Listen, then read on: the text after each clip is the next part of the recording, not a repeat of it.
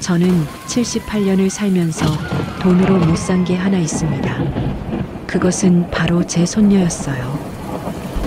그리고 그날 밤 비가 쏟아지는 도로 위에서 제 벤츠 본넷 위로 떨어진 여자의 얼굴을 봤을 때 저는 소름이 돋았습니다. 왜냐하면 그 얼굴은 정확히 18회 전 실종된 제 손녀의 얼굴이었거든요. 여러분, 이거 믿을 수 있겠어요? 운명이 한밤의 사고 속에서 이렇게 찾아올 수 있다는 거 말이에요. 강일성, 78살. 한때 서울을 호령하던 건설 재벌이었다. 하지만 지금 그는 강남의 낡은 저택에 혼자 남겨진 노인일 뿐이다. 아들 부부는 10년 전 교통사고로 떠났고 그들의 딸 하은이는 18회 전 어느 날 갑자기 사라졌다. 그날도 마찬가지였다. 운전기사는 없었다. 요즘 그는 밤 운전을 즐겼다. 밤이 되면 세상이 고요해지고 그 고요함 속에서만 마음이 조금 편해졌으니까. 국도 위 빗줄기가 점점 굵어졌다. 아, 이 빛 속에서 뭘 하는 건가? 그 순간이었다. 앞에서 갑자기 무언가가 날아왔다. 스쿠터였다. 아니, 스쿠터를 탄 누군가였다. 브레이크를 밟았지만 늦었다. 꽝! 벤츠의 본넷 위로 몸이 날아올랐다. 그리고 미끄러져 내려왔다. 심장이 철렁 내려앉았다. 강일성은 휘청거리며 차에서 내렸다. 빗속에서 쓰러진 한 여자를 본 순간 그의 발걸음이 멈췄다. 여자? 그 얼굴을 들어 올렸을 때 그의 목소리는 떨렸다. 하은이? 20살 정도 되어 보이는 젊은 여성. 젖은 머리칼, 창백한 얼굴, 그리고 그 얼굴에 새겨진 특이한 주근깨 패턴. 그것은 정확히 18회 전 자신이 매일 밤 사진으로 보던 손녀의 얼굴이었다. 이게 뭐 하는 짓이야? 강일성의 손이 떨렸다. 핸드폰을 집어들었다. 119, 119를 불러야지. 하지만 그의 눈은 계속 그 여성의 얼굴에만 머물렀다. 그 미소, 그 콧대, 그 작은 입술까지 마치 유령이 나타난 것 같았다. 비는 여전히 소주 붓듯 내렸다. 손녀여 진짜 너냐? 그의 중얼거림에 여성의 눈꺼풀이 떨렸다. 지금부터 제 인생의 가장 기묘했던 그리고 가장 아름다웠던 그 밤을 들려드리겠습니다. 혹시 모르니 구독과 좋아요 눌러주시고 같이 시작해 볼까요? 소녀의 이름은 민서. 민서는 20살이었다. 낡은 배달 스쿠터 하나로 하루하루를 버티는 아이. 새벽 6시부터 밤 11시까지 비 오는 날도 눈 오는 날도 쉬지 않고 일했다. 왜? 간단했다. 할머니 때문이었다. 민서야 고생한다. 정말 고생한다. 할머니는 늘 그 말을 반복했다. 치매가 점점 심해지면서 가끔 자신의 손녀를 알아보지 못할 때도 있었다. 하지만 병원비는 절대 줄지 않았다. 한 달에 300만 원. 민서의 월급 전부였다. 할머니, 저 금방 올게요. 오늘만 잘 넘기면 병원비 다 낼 수 있어요. 그날도 똑같았다. 비가 내리는 오후 민서는 배달 가방을 메고 스쿠터에 올라탔다. 화면에는 주문이 15개. 1시간이면 다 할 수 있다. 팁도 잘 나올 것 같은 날씨였다. 비 오는 날은 사람들이 너그러워진다. 화이팅 민서. 화이팅? 혼잣말로 중얼거리며 스쿠터를 몰았다. 그녀의 얼굴은 창백했다. 요즘 잘 자지 못했기 때문이었다. 할머니의 약가, 병원비, 월세. 계산기는 늘 빨간불이었다. 이 일만 좀 더 하면 할머니 수술도 할 수 있을 텐데. 의사는 말했었다. 수술하면 나을 수 있다고. 하지만 수술비는 5천만 원. 민서 입장에서는 억 단위의 숫자였다. 밤 10시. 배달은 거의 끝났다. 마지막 주문지는 강남 국도였다. 비는 더 심해졌다. 시야는 20m 정도. 스쿠터는 흔들렸다. 하지만 멈출 수 없었다. 마지막 배달. 마지막 배달이야. 전조등이 약했다. 배달 스쿠터의 조명이 뭘 할 수 있겠는가. 민서는 전조등을 켜고 앞을 열심히 봤다. 손잡이는 미끄러웠다. 장갑을 끼고 있었지만 빛이 많았다. 그때였다. 뒤에서 무언가가 접근하고 있었다. 민서는 느꼈다. 차의 헤드라이트가 자신을 비추는 느낌. 왜인지 모르게 가슴이 철렁 내려앉았다. 제발 제발. 중얼거렸다. 하지만 기도는 너무 늦었다. 꽝. 그 밤 할머니는 병원 침대에서 혼자 깼다. 손녀가 오지 않은 밤은 처음이었다. 민서. 할머니는 중얼거렸다. 때론 자신의 손녀를 잊어도 그 이름만은 절대 잊지 않았다. 여러분은 아십니까? 세상에서 가장 슬픈 일은 무엇일까요? 그것은 누군가의 마지막 말이 오늘만 잘 넘기면이 되는 일입니다.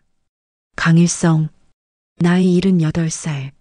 한때 서울에서 가장 잘 나가던 건설 재벌이었다. 아파트, 주택단지, 상업시설. 그의 이름만으로도 도시가 변했다. 신문에도 자주 났다. 건설 황제 강일성 회장, 강일성의 손길이 닿는 곳마다 도시가 솟아난다. 그런 제목들 말이다. 하지만 지금은 어땠는가? 강남의 낡은 저택 한 채, 그리고 늙은 진돗개 뭉치 한 마리. 그것이 전부였다. 저택은 조용했다. 너무나 조용했다. 아니, 조용한 게 아니라 죽어 있었다. 마치 사람이 산다고 해도 믿기 어려울 정도로. 강일성은 거실의 소파에 앉아 있었다. 손에는 늙은 사진 한 장. 그 사진을 매일 밤 몇 시간씩 들었다 놨다를 반복했다. 사진 속에는 한 소녀가 있었다. 하은이. 그의 손녀였다. 하은아, 아버지가 너를 찾고 있단다. 혼잣말이 나왔다. 누가 들을 것도 없는 저택에서 그는 자주 혼잣말을 했다. 하은이는 어릴 때 사라졌다. 9살이었던가. 아니, 8살이었나? 정확히 기억도 안 난다. 나이가 들수록 기억은 희미해진다. 하지만 그 아이의 얼굴만큼은 절대 잊지 못했다. 주근깨가 있던 그 얼굴, 웃을 때 보이던 그 미소. 엄마한테 가져오겠다고 했잖아. 엄마가 기다리고 있단다. 실제로 아내는 기다리지 않았다. 아내는 이미 죽었다. 그의 아들 부부도 마찬가지였다. 10년 전 교통사고. 그저 그런 사고였다. 흔한 사고였다. 하지만 그 사고 하나로 강일성의 세상은 끝나버렸다. 돈이 뭐 하는 건가? 아파트 100채가 뭐 하는 건가? 건설회사 여러 개가 뭐 하는 건가? 돈이 무슨 소용이냐, 다 잃었는데. 그는 늘 이 말을 했다. 회사의 임원들도 친구들도 그 누구도 듣지 않는 말을 계속했다. 며칠 전부터 그는 회사에도 안 갔다. 이사장 자리도 물려줬다. 더 이상 신경 쓸 게 없었다. 그저 이 저택에서 죽을 날만 기다리고 있었다. 그 밤도 비가 내렸다. 뭉치, 밖에 나갈까? 진돗개는 대답할 리 없었다. 그저 약한 눈빛으로 그를 바라볼 뿐이었다. 뭉치도 늙었다. 예전처럼 활발하지 않았다. 마치 주인과 함께 천천히 죽어가는 듯했다. 강일성은 차 열쇠를 집어들었다. 요즘 그는 밤 운전을 즐겼다. 밤이 되면 세상이 고요해지고 그 고요함 속에서만 마음이 조금 편했다. 사람들이 자신을 보지 않는다는 게 좋았다. 회사 임원도 없고 기자도 없고 빌려주는 돈을 받으러 오는 사람도 없었다. 그저 혼자. 깜깜한 밤 도로 위에서 혼자. 운전기사에게는 연락하지 않았다. 아무도 필요 없었다. 조용하게 한 바퀴 하고 오자 중얼거리며 차에 올라탔다. 벤츠였다. 최신형 벤츠. 하지만 그에게 벤츠도 최신형도 별 의미 없었다. 그저 움직이는 궤도일 뿐이었다. 국도로 나왔다. 빛이 많았다. 시야가 나쁜 밤이었다. 하지만 그건 상관없었다. 어차피 죽을 거면 언제 죽든 상관없지 않은가. 그렇게 생각하며 엑셀을 밟았다. 그 순간 앞이 밝아졌다. 무언가가 있었다. 스쿠터였다. 작은 스쿠터가 자신을 향해 나타났다. 강일성의 발이 브레이크 페달을 찾았지만 이미 늦었다. 그날 밤이 아니었다면 강일성은 그대로 혼자 죽었을 것입니다. 하지만 운명은 때로는 가장 예상치 못한 순간에 우리를 구하기도 합니다. 그것은 찰나였다. 브레이크 페달을 밟는 것부터 충돌까지의 시간. 길게 해봐야 2초였다. 하지만 그 2초가 강일성의 인생을 바꿔놓았다. 벤츠의 본넷 위로 무언가가 날아왔다. 스쿠터였다. 아니, 정확히는 스쿠터를 탄 한 인간이었다. 젊은 여성, 20살 정도 되어 보이는 소녀였다. 효과음 몸이 튀어올라 떨어지는 소리, 배달 헬멧이 굴러가는 소리. 소녀는 벤츠의 본넷 위로 날아올랐다가 미끄러져 내려왔다. 그리고 젖은 아스팔트 위에 나뒹굴었다. 강일성의 발이 악에 달렸다. 차는 미끄러지며 멈췄다. 그는 휘청거리며 차에서 내렸다. 빛이 세차게 내렸다. 옷이 순식간에 젖었지만 그건 중요하지 않았다. 여자? 그는 비에 젖은 소녀에게 다가갔다. 움직이지 않았다. 의식이 있는지 없는지 알 수 없었다. 정신 좀 차리시오. 괜찮소? 그는 소녀의 몸을 조심스럽게 들어 올렸다. 얼굴이 보였다. 젖은 머리칼이 얼굴에 붙어 있었다. 그는 그 머리칼을 걷어 올렸다. 그 순간 세상이 멈췄다. 강일성의 호흡이 멈췄다. 그의 몸이 굳었다. 손이 떨리기 시작했다. 하하니? 그의 목소리는 떨렸다. 아니, 비명에 가까웠다. 그 얼굴, 그 미소. 아니, 지금은 미소가 아니라 창백함이었지만 그 주근깨 패턴, 그 콧대, 그 입술, 모든 것이 정확히 18회 전 그가 매일 밤 사진으로 보던 손녀 하은이의 얼굴이었다. 이게 뭐하는 짓이야? 강일성은 소녀의 얼굴을 들었다 놨다를 반복했다. 마치 유령을 보는 듯한 표정이었다. 하은아, 정말 너냐? 비는 그의 얼굴에도 소녀의 얼굴에도 흘러내렸다. 빛이 없어서인지 아니면 감정이 격해서인지 그의 눈빛이 흔들렸다. 효과음 앰뷸런스 사이렌 멀리서 접근하는 소리. 119, 119를 불러야지. 그는 핸드폰을 집어들었다. 손이 너무 떨려서 처음 몇 번은 번호를 누르지 못했다. 119, 빨리. 그의 목소리는 절박했다. 마치 생명을 구하는 것처럼. 아니, 정확히 말하면 그는 지금 죽은 것 같은 자신의 인생을 다시 살아있게 해주는 존재를 구하고 있었다. 주소를 말씀해 주세요. 강남국도 3번 지점. 교통사고. 사람이 다쳤어요. 그는 소녀의 맥박을 확인했다. 약하지만 있었다. 살아있었다. 살아있어, 살아있어. 중얼거렸다. 비는 여전히 내렸다. 번개는 계속 울었다. 마치 하늘도 이 순간의 극적함을 알고 있는 듯이. 손녀여, 정말 너냐? 강일성은 소녀의 젖은 머리칼을 쓸어 올렸다. 그 주근깨 패턴을 다시 한번 확인했다. 그렇다. 똑같았다. 18회를 기다렸다. 매일 밤 그 사진을 봤다. 혹시 거리에서 본 여자가 혹은 TV에서 본 소녀가 자신의 손녀는 아닐까 싶어 계속 찾았다. 하지만 찾지 못했다. 그리고 오늘 정말 손녀요. 그의 눈에서 눈물이 흘렀다. 빛과 눈물의 구분이 안 됐다. 곧 구급차가 도착했다. 의료진들이 소녀를 들것에 올렸다. 할아버지, 따라오세요. 의료진이 말했다. 그는 따라갔다. 그의 벤츠는 버려진 채로 도로에 남겨졌다. 더 이상 중요하지 않았다.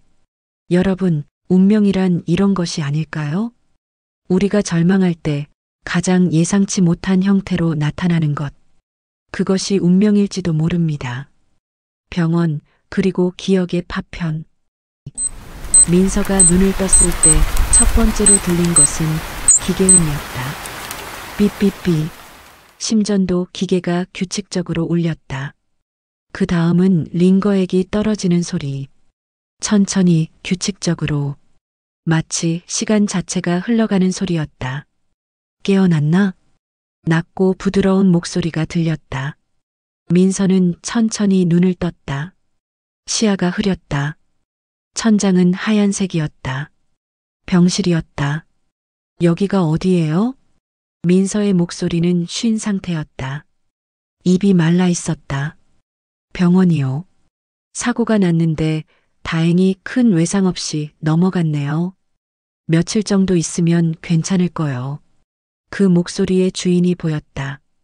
78살쯤 되어 보이는 할아버지 같은 늙은 남자였다. 주름진 얼굴, 슬픈 눈빛, 마치 세상의 모든 슬픔을 짊어진 사람 같은 표정이었다.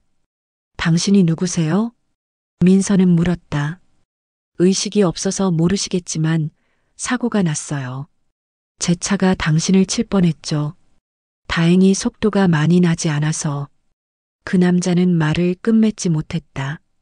대신 그는 민서의 얼굴을 계속 바라봤다. 마치 환상을 보는 듯한 표정으로. 의료비는 제가 다 받으릴 테니까 안심하세요. 그쪽이 병원비 다 내셨다던데 왜요? 민서가 물었다. 그녀의 목소리에는 의심이 묻어났다. 왜 내가 모르는 사람이 내 병원비를 낼까? 그냥 오래전 잃어버린 아이를 본 것 같아서.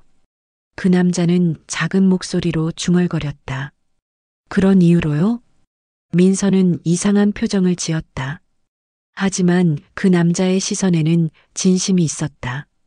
돈 때문도 아니고 자기 죄책감 때문도 아닌 뭔가 다른 감정. 할머니는 어떻게 되셨어요? 민서가 갑자기 물었다. 할머니? 네, 저 할머니 병원비 제가 돌봐야 하는데. 민서의 눈빛이 흔들렸다. 그동안의 고생, 병원비, 약값. 모든 것이 한 번에 밀려오는 듯했다. 그 부분은 제가 받으릴 테니까. 당신은 치료에만 집중하세요. 그 남자가 말했다. 왜 그러세요? 저도 모르는 사람이잖아요. 민서의 목소리에 눈물이 묻어났다. 그 남자는 대답하지 않았다. 대신 그는 민서의 젖은 머리칼을 조심스럽게 쓸어 올렸다. 마치 아주 소중한 것을 다루듯이. 당신의 얼굴을 보니까 누군가 있어야 할 것 같았어요. 그렇게 말하고 그 남자는 미소를 지었다. 하지만 그 미소는 슬펐다. 깊은 슬픔이 묻어있는 미소였다. 민서는 그 남자를 바라봤다. 왜 이 사람이 자신을 도와주는지 이해가 안 갔다. 하지만 그의 시선에는 분명 진심이 있었다. 고마워요. 민서는 작은 목소리로 중얼거렸다. 아니에요. 이것이 최선이 할 수 있는 것이 이 정도네요. 그 남자는 창밖을 바라봤다. 여전히 비가 내리고 있었다. 며칠이 지났다. 민서는 병원에서 회복하고 있었다. 그 남자는 매일 찾아왔다. 아무 말도 하지 않을 때도 있었다. 그저 민서 옆에 앉아 있다가 가곤 했다. 할머니 진짜 괜찮으세요? 민서가 물었다. 응. 이미 좋은 병원에 옮겨드렸어. 최고의 의사들이 돌보고 있네요. 당신이 걱정할 것 없어요. 이렇게까지 해주시는 이유가 뭐예요? 민서의 질문은 계속됐다. 그 남자는 한숨을 쉬었다. 그의 눈에는 눈물이 맺혀 있었다. 내일 제 사진 한 장을 보여드릴게요. 그럼 다 알겠을 겁니다. 그렇게 말하고 그 남자는 일어섰다. 그날 밤 민서는 생각이 많았다. 저 사람은 누구일까? 왜 내게 이렇게 친절한 걸까? 그리고 내일 뭘 보여줄까? 창밖의 빗소리는 여전했고 심전도 기계는 여전히 규칙적으로 울었다. 하지만 민서의 심장은 두근거렸다. 마치 뭔가 큰일이 일어날 것 같은 예감으로. 사진 속 아이. 그 다음 날 아침 그 남자는 민서의 병실에 들어섰다. 손에는 낡은 봉투 하나를 들고 있었다. 마치 생명보다 소중한 것을 다루듯이. 좋은 아침이요. 그의 목소리는 낮고 조심스러웠다. 안녕하세요. 민서는 침대에 기대앉은 채로 그를 바라봤다. 그녀의 피부는 여전히 창백했지만 눈빛은 더 또렷해졌다. 약속한 것이 있어서 들고 왔소. 이 사진을 보면 뭔가 느껴질 겁니다. 그 남자는 천천히 봉투를 열었다. 손이 떨렸다. 아주 살짝 하지만 분명하게. 사진이 나왔다. 매우 낡은 사진이었다. 색이 발해 있었고 모서리가 굽어 있었다. 마치 누군가 수천 번을 손으로 만진 흔적이 있는 듯했다. 이 아이를 봐보. 그 남자가 사진을 민서 쪽으로 내밀었다. 민서는 사진을 받아들었다. 천천히 그것을 들여다봤다. 사진 속에는 한 소녀가 있었다. 8살 정도 되어 보이는 아이였다. 하얀 원피스를 입고 있었고 밝게 웃고 있었다. 이 아이가 누구세요? 민서이 물었다. 그 아이를 자세히 봐보. 특히 얼굴을. 그 남자의 목소리는 떨렸다. 민서는 다시 사진을 들여다봤다. 그 아이의 얼굴, 특히 뺨을 본다. 그 아이의 뺨에는 작은 주근깨 패턴이 있었다. 이건 민서의 손이 떨리기 시작했다. 내가 하은이냐? 그 남자가 물었다. 아니, 간청했다. 마치 생명을 건 질문처럼. 하은이가 누구예요?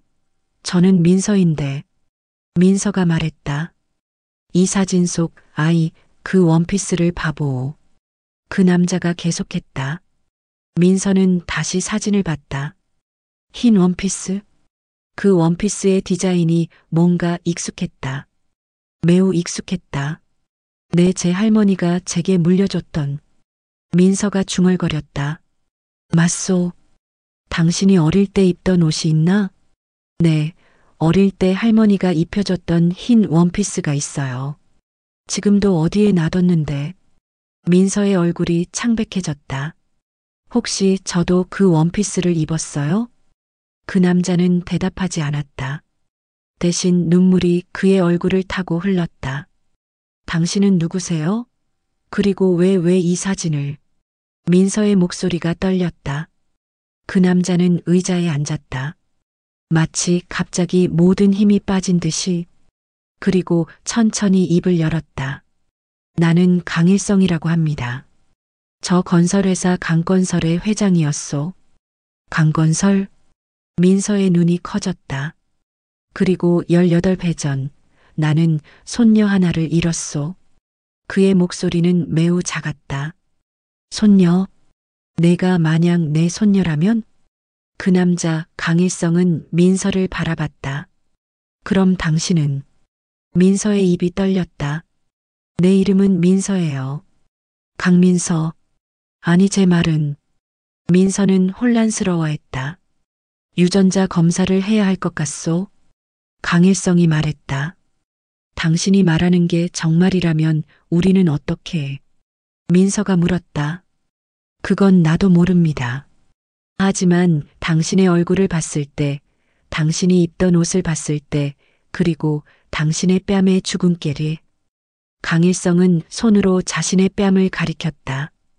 그의 뺨도 같은 패턴의 주근깨가 있었다. 이건 너무. 민서는 말을 잇지 못했다. 병실은 고요했다. 오직 심전도 기계의 삐삐 소리만 들렸다. 그리고 두 사람의 가슴이 하나의 리듬으로 뛰는 것 같았다. 유전자 검사를 하면 알 수 있겠죠? 민서가 천천히 물었다. 그렇소. 강일성이 답했다.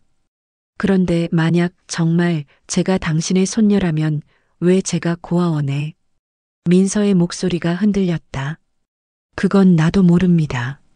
하지만 우리는 함께 알아낼 겁니다. 강일성은 민서의 손을 잡았다. 그의 손은 따뜻했다. 그리고 그 따뜻함 속에는 깊은 슬픔과 동시에 깊은 희망이 섞여 있었다. 민서는 그 손을 꼭 쥐었다. 마치 꿈에서 깨어날까봐. 마치 이 모든 것이 거짓일까봐. 하지만 손의 온기는 확실했다. 그것만으로도 충분했다. 진실의 문. 유전자 검사는 3일이 걸렸다. 3일 동안 강일성과 민서는 침묵 속에서 함께했다. 많은 말을 나누지 않았다. 하지만 그 침묵은 편했다. 마치 이미 몇십 년을 함께 있었던 것처럼. 강일성은 매일 민서의 병실에 들렸다. 아침마다 꽃을 새 것으로 바꿨다. 저녁마다 음식을 가져왔다. 밤에는 옆 의자에서 잤다. 민서는 그를 지켜봤다. 이 남자가 정말 자신의 할아버지일까? 정말 그럴 수 있을까? 하지만 마음이 말했다. 맞다. 3일째 아침 의사가 들어왔다. 검사 결과가 나왔습니다. 의사의 목소리는 차분했다. 하지만 그 말 한마디에 두 사람의 심장이 철렁 내려앉았다. 강일성은 민서의 손을 꼭 잡았다. 그의 손은 떨렸다.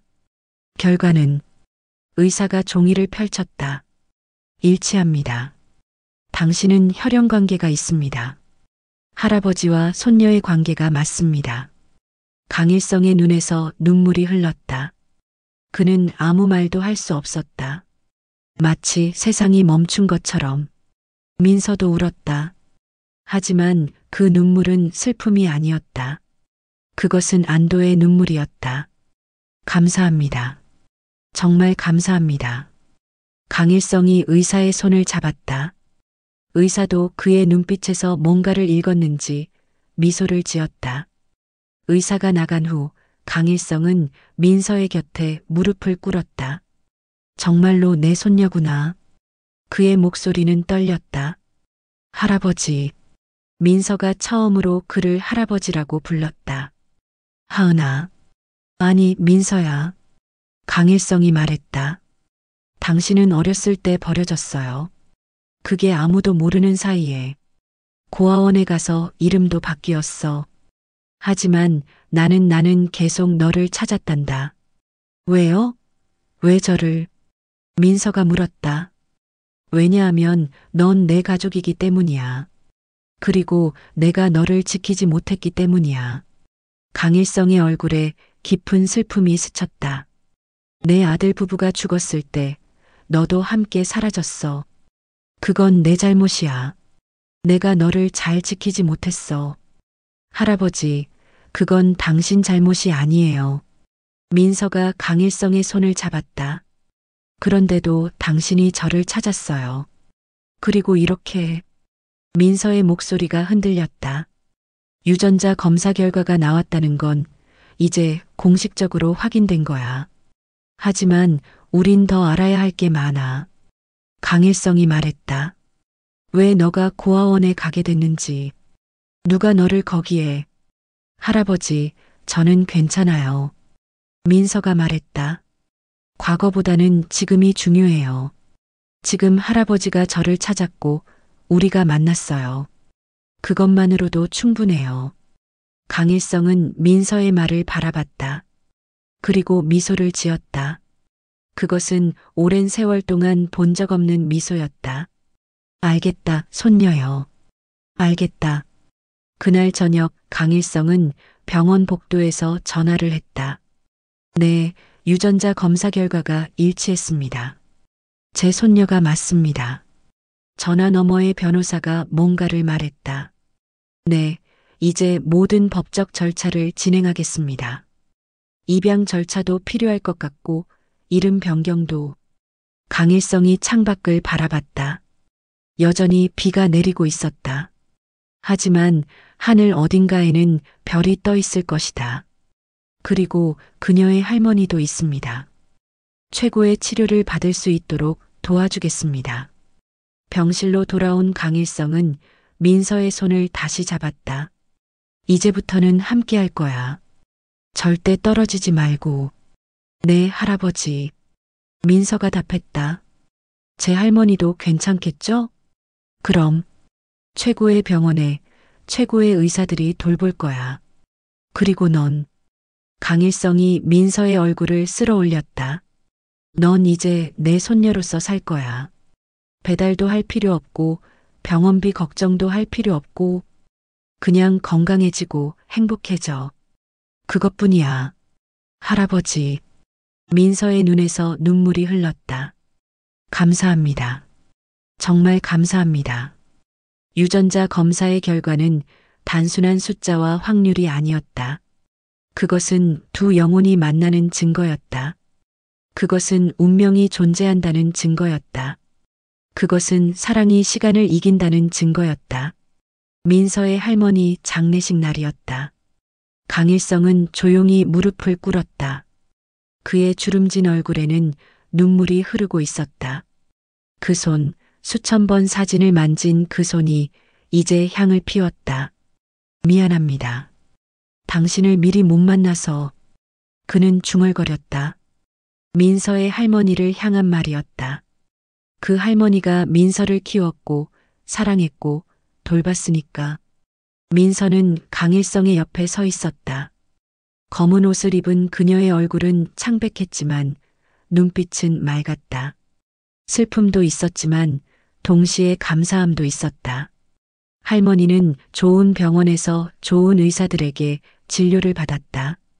강일성 덕분이었다. 그리고 마지막 며칠 동안 손녀 옆에서 평온한 죽음을 맞이했다. 할머니는 이제 편할 거예요. 민서가 작은 목소리로 말했다. 그러길 바란다, 민서야. 강일성이 답했다. 장례식이 끝났다. 사람들은 떠났다. 강일성과 민서만 남았다. 이제 어떻게 해요? 민서가 물었다. 이제부터 함께 살 거야. 내 저택에서. 강일성이 말했다. 저택이요? 그래. 강남에 있는 꽤 큰 저택인데 너무 오랫동안 비어 있었어. 이제 그곳에 다시 웃음소리가 울려 퍼질 거야. 그는 민서의 어깨를 안았다.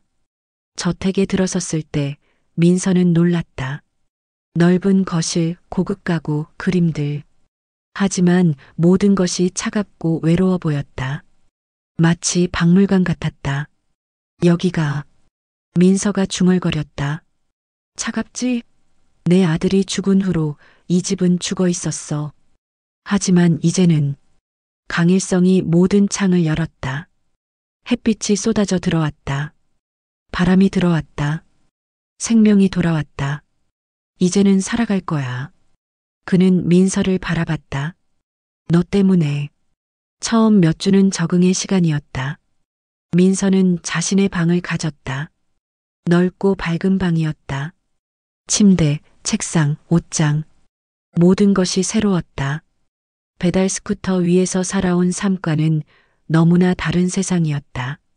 하지만 강일성은 매일 물었다. 편하니? 뭐 부족한 게 있니? 아니요, 할아버지.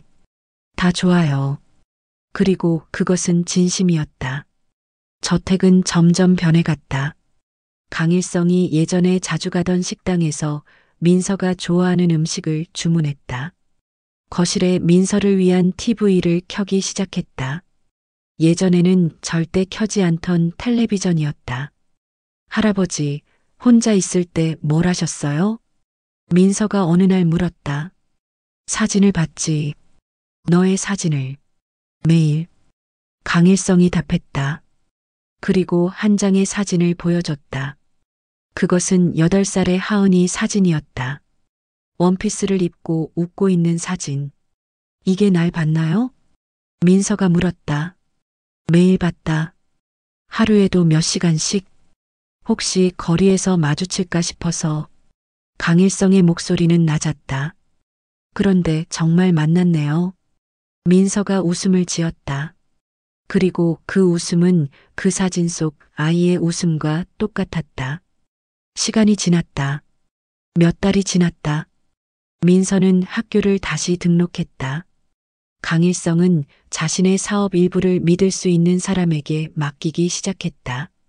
대신 그는 민서와 시간을 보냈다. 저녁마다 함께 밥을 먹었다. 주말마다 함께 영화를 봤다. 가끔은 강일성의 옛 친구들이 들렸고 그들은 놀랐다.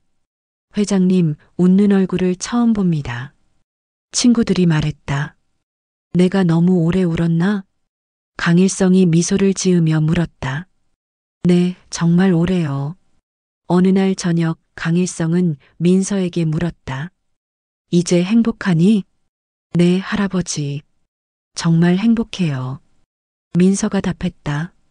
나도야. 너무 오래 행복을 잊고 살았는데 이제 다시 생각난다. 행복이 뭔지. 강일성이 말했다. 할아버지, 혹시 미안해하지 않으셔도 돼요. 민서가 말했다. 왜? 왜냐하면 할아버지가 저를 찾았으니까요. 그리고 저도 할아버지를 만났으니까요. 이게 운명이었던 것 같아요. 민서의 눈이 반짝였다. 그래, 그렇구나.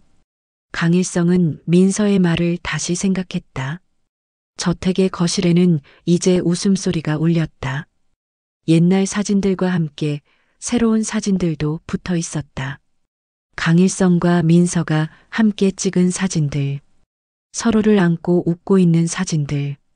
그 저택은 더 이상 죽어 있지 않았다. 그것은 생명으로 가득 찼다. 사랑으로 가득 찼다. 여러분, 혹시 지금도 잃어버린 인연을 기다리고 있다면 포기하지 마세요. 기적은 생각보다 가까이 있답니다. 때로는 가장 예상치 못한 형태로 가장 예상치 못한 시간에 우리 앞에 나타나기도 합니다. 그것이 운명입니다. 그것이 사랑입니다. 저택의 모든 창이 열려 있었다. 빛이 들어왔다. 바람이 들어왔다. 그리고 가장 중요한 것, 사랑이 들어왔다.